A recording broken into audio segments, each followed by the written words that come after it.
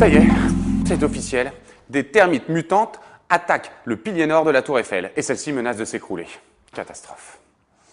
D'autant plus que je venais de la racheter. Poisson d'avril!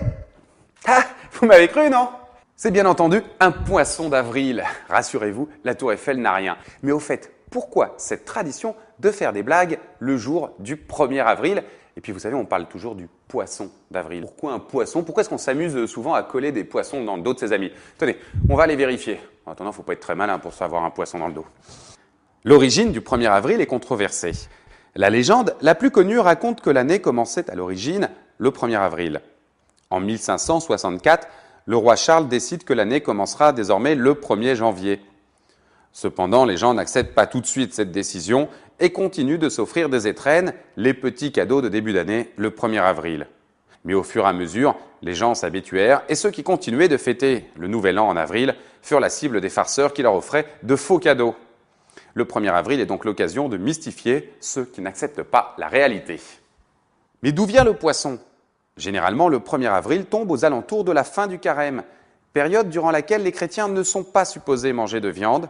L'un des cadeaux les plus prisés était donc le poisson. L'une des plaisanteries les plus courantes était donc d'offrir un faux poisson à ceux dont on voulait se moquer. On raconte aussi que la tradition du 1er avril viendrait du signe zodiacal Poisson. En effet, le poisson est le dernier signe de l'hiver, entre le 19 février et le 20 mars.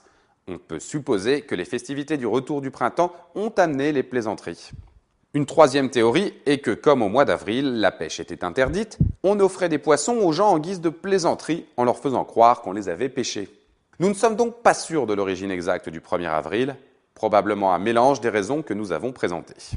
Ce qui est sûr en revanche, c'est que la coutume des plaisanteries du 1er avril est née en France avant de s'exporter dans les pays voisins.